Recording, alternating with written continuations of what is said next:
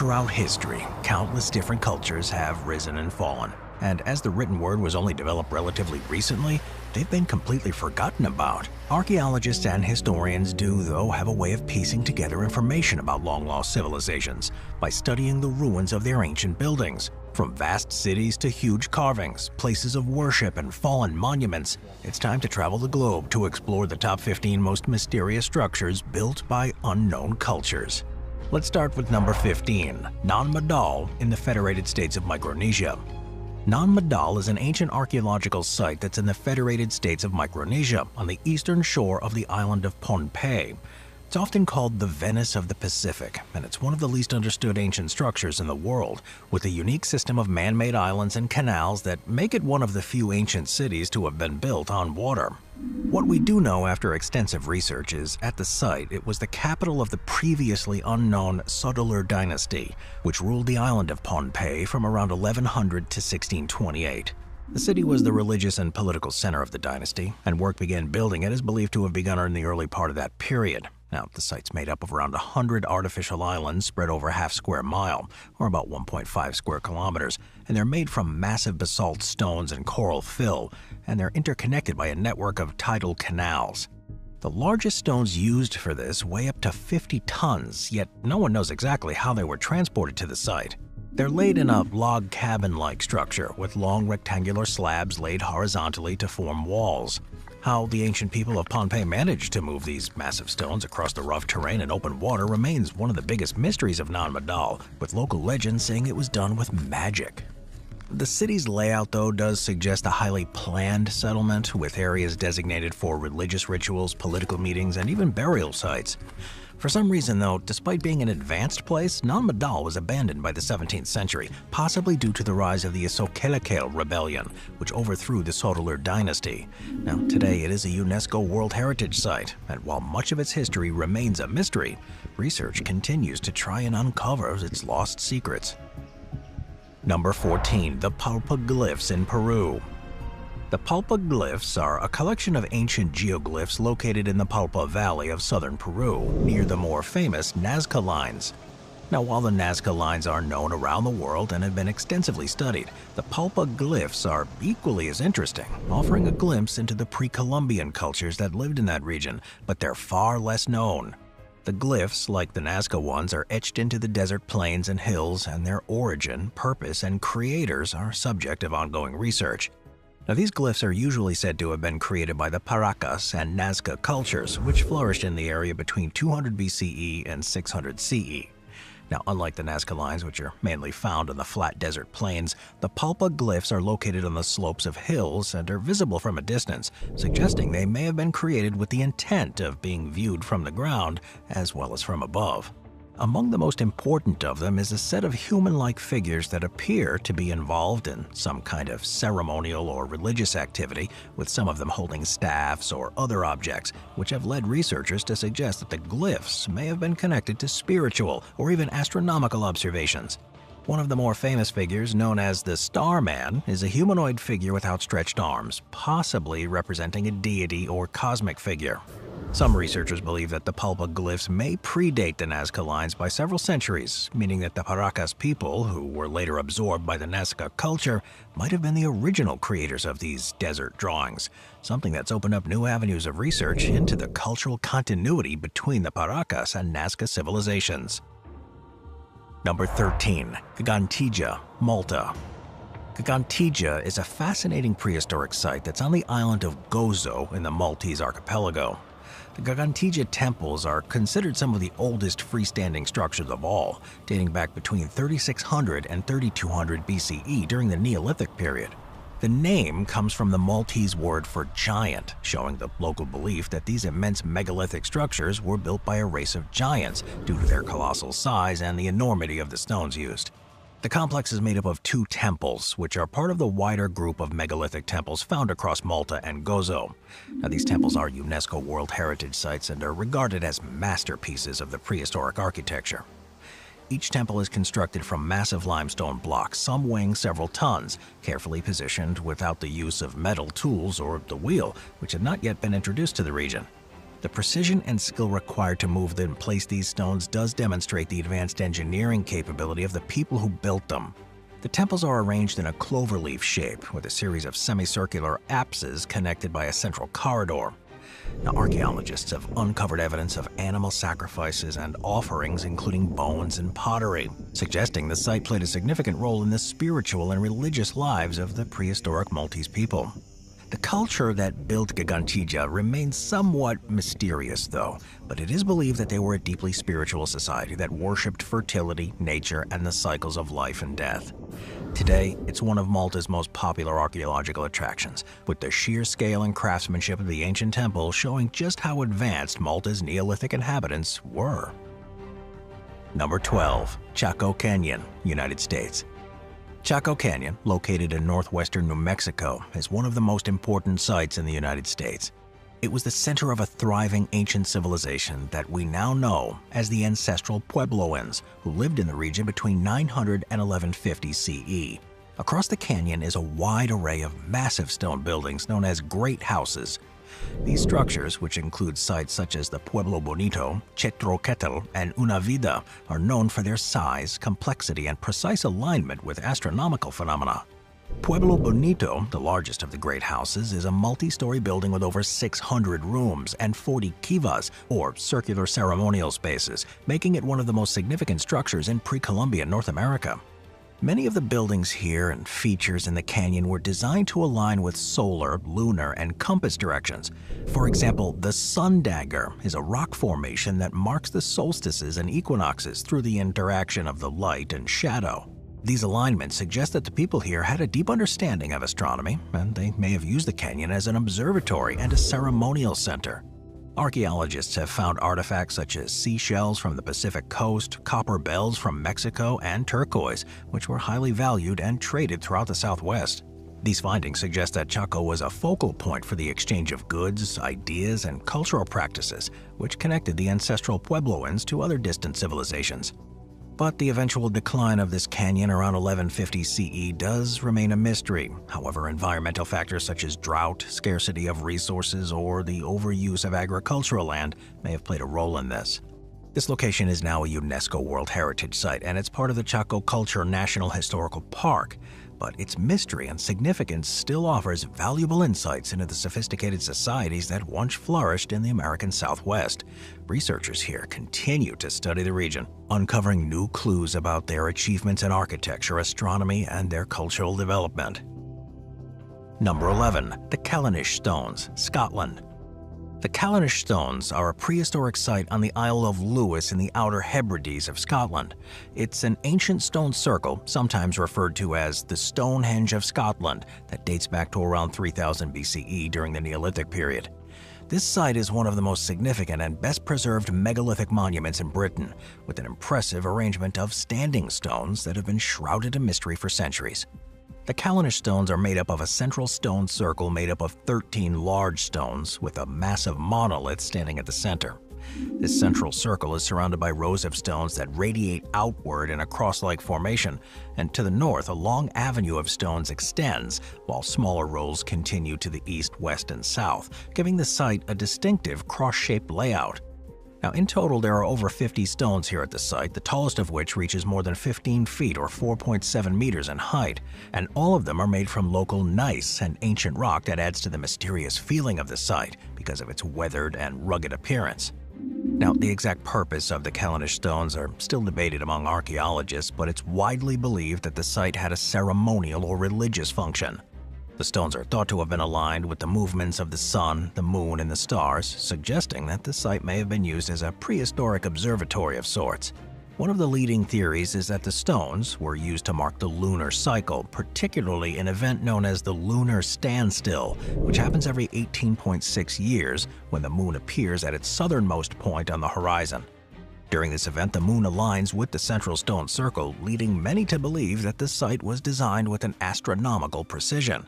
But what we know for sure, though, through excavations here, is that the area was once an important center of Neolithic activity, with evidence of nearby settlements and burial cairns. By the late Bronze Age, the site had fallen out of use and was gradually buried under peat, only to be rediscovered in the 19th century when the stones were uncovered once more.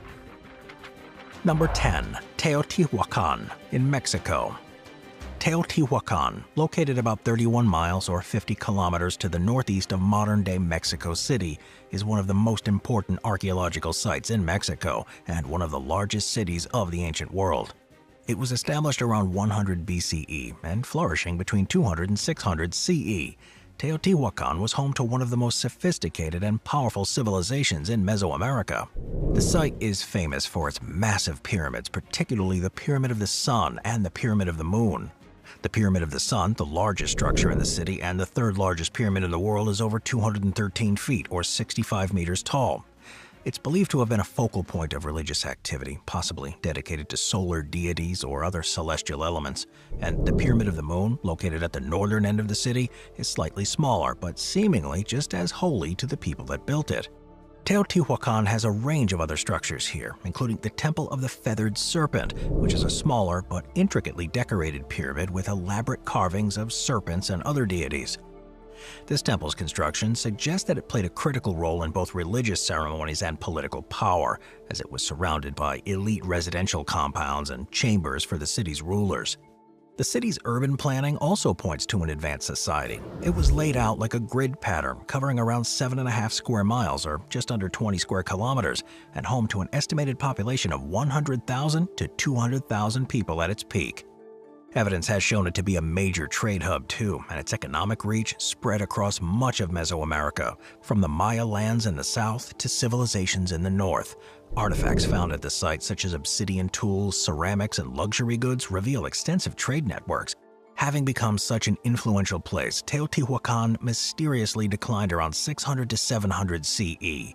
The reasons for the city's collapse are unknown, but by the time the Aztecs arrived in the region centuries later, it had long been abandoned. The Aztecs themselves would go on to see it as one of the most sacred places in the world, believing it to be the birthplace of the gods.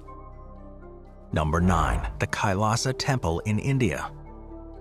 The Kailasa Temple, located in the Ellora Caves of Maharashtra, India, was carved entirely from a single rock. Built in the 8th century during the reign of the King Krishna I, it was dedicated to Lord Shiva, and it's part of a larger UNESCO World Heritage Site that includes 34 rock-cut temples and monasteries. Now, what's truly unusual about the Kailasa Temple, though, is that unlike most buildings which are constructed from the ground up, the Kailasa Temple was carved from the top down. Ancient engineers from a community that's long been forgotten began at the top of the mountain and painstakingly removed over 200,000 tons of rock to reveal this intricately detailed temple. The result, this temple complex, is massive, measuring approximately 108 feet or 33 meters high, 148 feet or 45 meters long, and 98 feet or 30 meters wide. The main shrine is surrounded by a number of smaller shrines and courtyards, all carved from the same rock, and the main spire, or shikhara, rises above the temple that mimics the traditional architecture of freestanding temples found elsewhere in India. Now, one of the most important sculptures here is a massive relief of Ravana shaking Mount Kailash, the mythical home of Lord Shiva, which is a theme that gives the temple its name. Despite being dedicated to Shiva, the Kailasa Temple reflects the broader religious and cultural influences of its time. In addition to the Shivaite iconography, the temple features sculptures of Vishnu, Lakshmi, and other Hindu gods, as well as representations of various celestial beings and animals. The sheer scale here and complexity of the Kailasa Temple have led to many theories about how it was constructed. Now, while it is generally believed that the temple took about 2 decades to complete, some legends suggest divine intervention or extraordinary manpower, with thousands of workers laboring day and night. No matter how it was achieved, though, the result is undoubtedly one of the most spectacular examples of architectural brilliance that you'll find anywhere on Earth. Number 8. Pumapunku in Bolivia.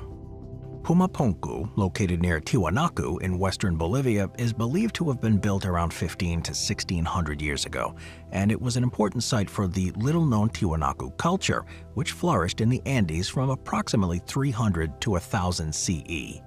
Pumapunku, meaning the door of the puma in the Aymara language, is famed for its massive stone structures and elaborate stonework. Now, what makes it even more difficult to fully reveal its secrets is that over the centuries, many of the stones here at the site have been displaced, and there's been significant damage from earthquakes and looting, making it impossible for archaeologists to reconstruct its original layout. Some of the largest blocks here weigh over 100 tons, and their smooth surfaces, sharp angles, and precision-cut interlocking designs are unlike anything else found in pre-Columbian America. The precision with which these stones were cut and fitted together is incredible, and in some cases the stones fit so perfectly that not even a sheet of paper can fit between them.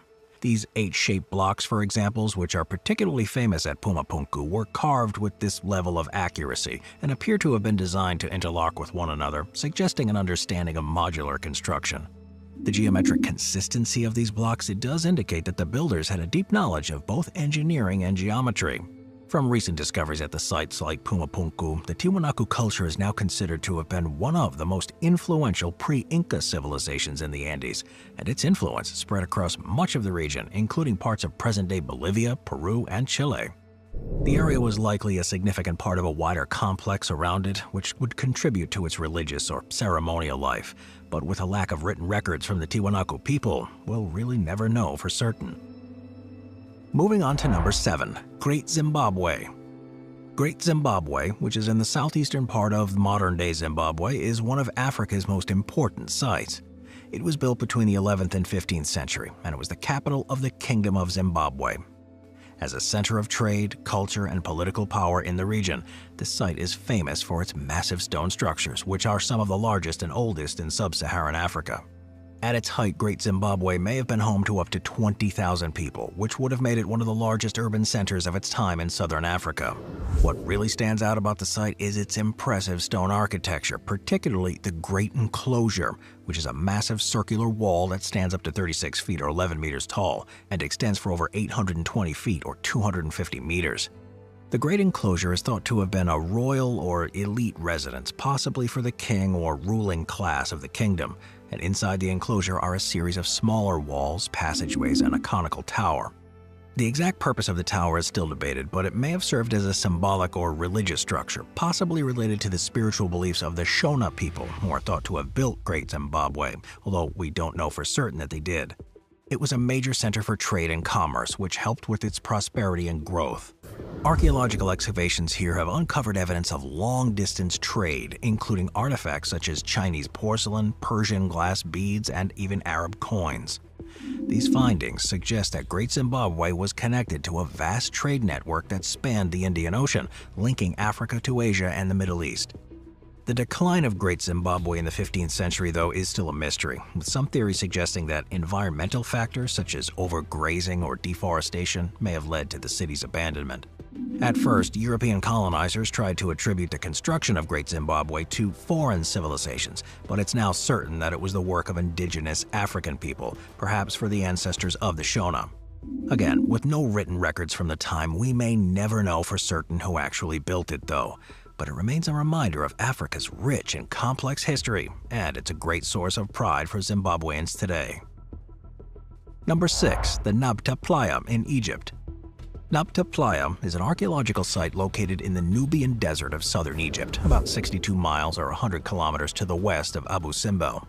This remote area, which is now a barren desert, was once a fertile region with seasonal lakes where ancient people thrived around 10,000 to 8,000 years ago during the Neolithic period. Nabta Playa holds a significant archaeological importance too, not only as one of the earliest known settlements in the region, but also for its sophisticated astronomical structures. At the core is a stone circle that's believed to have served as an ancient calendar or astronomical observatory. The arrangement of the stones here at the site suggests that people who lived there were able to track the celestial events, particularly the summer solstice, which marked the onset of the rainy season.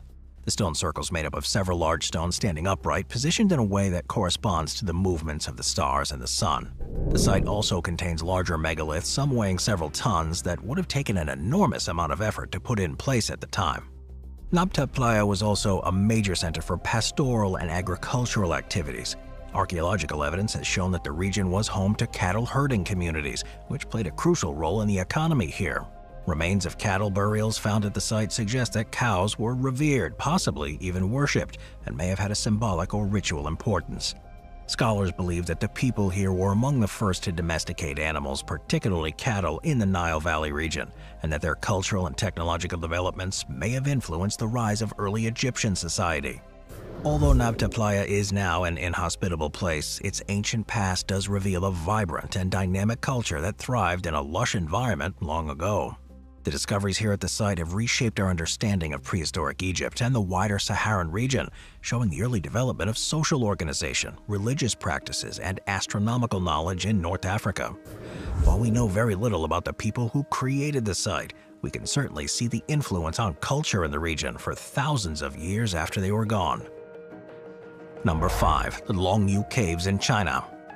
The Longyu Caves, located in Zhejiang Province in China, were discovered by chance in 1992 by local villagers. To this day, they remain a complete mystery as there are no historical records that explain who built them. Their origins date back over 2,000 years, most likely to the time of the Qin or early Han dynasties, although no definitive evidence has been able to confirm that. There are currently 24 known caves at the site, covering a total area of over 300,000 square feet or about 30,000 square meters. Each cave is geometrically aligned and cut with amazing precision, featuring flat walls, sharp corners, and ceilings with uniform chisel marks that run in parallel lines. One of the most surprising things about the cave here is their structural integrity. Despite being carved from relatively soft sandstone, they've remained intact for over 2 millennia, with no signs of collapse, erosion, or even significant damage. It suggests that the people responsible for them must have developed these skills in other yet-to-be-discovered sites. The purpose of the caves, too, remains a complete mystery. Unlike other structures in China, which are often associated with religious, military, or burial functions, the Longyu Caves don't contain any artifacts, statues, or paintings that would suggest their intended use. Adding to the mystery is the fact that the sheer size and number of caves here would have required a massive amount of manpower and resources to complete, making it even stranger that there are no historical records that detail its construction. With all these questions, it's perhaps no surprise that they become a popular cultural tourist attraction in China. Now that they've been fully explored, there's really no more to learn from the site to help try to explain their existence. And it'll only be if another similar set of caves is found elsewhere that we may finally get to the bottom of why they were built and who they were built for. Number 4. The Steppe Geoglyphs in Kazakhstan. The steppe geoglyphs of Kazakhstan are spread across the Turgai steppe in northern Kazakhstan, and they're a series of massive geometric shapes, including squares, crosses, circles, and even swastikas, that were only first spotted by a Kazakh economist and an amateur archaeologist, Dmitry Day, in 2007, while he was studying satellite imagery of the region. In total, there are over 50 of these earthworks and structures that cover an area of around 278 square miles, or over 720 square kilometers. These shapes are formed from mounds of dirt, stones, or timber, and they range from simple patterns like lines or circles to more complex designs like the swastika, which was a symbol widely used in ancient Eurasian cultures for its representation of the sun and eternity long before its appropriation in modern times. Some of these geoglyphs are vast, with the largest stretching over 984 feet or 300 meters on each side. Their sheer number makes them visible from satellite images and aerial photography, but they'd remain unknown and forgotten until their recent discovery. Several theories have been put forward about their purpose, with some archaeologists believing that they may have been used as ceremonial or religious sites, perhaps related to sun worship or seasonal festivals. Others have suggested that the geoglyphs may have served as territorial markers to separate areas controlled by different tribes or groups, but as of yet no definitive evidence has been uncovered to support any specific interpretation. Also mysterious is how they were made, as the scale of these geoglyphs would have required considerable effort, organization, and resources. And without the aid of modern technology, the people of the steppe would have relied on simple tools and communal labor to build these massive structures. Number 3. Sigiriya, Sri Lanka. Sigiriya, is also known as Lion Rock, is an ancient rock fortress located in the central Matale district of Sri Lanka. Rising over 650 feet or 200 meters above the surrounding plain, it's a UNESCO World Heritage Site and one of the country's most iconic landmarks. The rock's history dates back to the 5th century, during the reign of King Kashyapa I. According to legend, Kashyapa, having overthrown his father and king in a violent coup, sought refuge at Sigiriya to escape his half-brother Moggallana, the rightful heir who was determined to reclaim the throne. In response to his political situation, Kashyapa transformed Sigiriya into a fortified citadel, both as a symbol of his power and a refuge from his enemies. It's not entirely clear how accurate this account is, though, and it's possible, too, that an entirely different civilization was actually responsible for building it, with the king simply taking control when he found it in exile. At the heart of the site is the towering Lion Rock upon which royal palaces were constructed. The summit of Sigiriya, where the palace once stood, includes remnants of royal buildings, cisterns, and terraced gardens. The site includes water gardens, terraced gardens, and boulder gardens, all designed to create a harmonious balance between nature and artistry. Sigiriya is also renowned for its frescoes, which are located along a sheltered rock face partway up the fortress. These paintings, known as the Sigiriya Maidens, show graceful women wearing elaborate jewelry and clothing, and these frescoes are thought to represent either celestial nymphs or members of the royal court. Despite their exposure to the elements, though, these paintings have survived for over 1,500 years, and their colors and details remain remarkably well preserved. But after King Kashyapa left, Sigiriya fell into disuse as a royal residence. It remained a religious center for several centuries before being completely abandoned and left to the jungle. It was rediscovered by British explorers in the 19th century, and it's now become a major archaeological site and a tourist destination. Number 2. Las Labradas in Mexico. Las Labradas is an archaeological site that can be found on the Pacific coast of Sinaloa in Mexico. It's known for its extensive collection of ancient petroglyphs, which are rock carvings etched into volcanic stones, and they've been dated between 2,500 and 1,200 years ago. The site has hundreds of them along the beach. These carvings depict a variety of symbols, including abstract geometric designs, animals, human figures, spirals, and even representations of celestial bodies such as the sun. Now, while the exact identity of the ancient artists is still debated, many archaeologists believe that they were members of indigenous groups that inhabited the region long before the arrival of Europeans. These petroglyphs may have been part of a sacred ceremonial landscape used for rituals, as the closeness of the carvings to the ocean suggests a connection to nature and perhaps water deities or fertility practices. Some researchers have suggested that these petroglyphs were tied to astronomical observations, particularly because many ancient cultures in Mesoamerica were known for their knowledge of the stars and celestial cycles.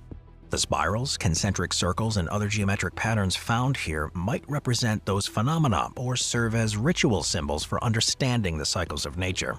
Today, Las Labradas is a protected archaeological zone, and it's a UNESCO World Heritage Site because its rich history and mysterious origins continue to encourage research and exploration. And by continuously studying and potentially finding new carvings, we may one day reveal far more about the people behind them. Number 1. Derinkuyu, the underground city in Turkey. Derinkuyu, located in the Cappadocia region of Turkey, is one of the most extraordinary discoveries in the world. The ancient subterranean complex, believed to have been built around the 8th century BCE, extends several stories below ground and could accommodate thousands of people.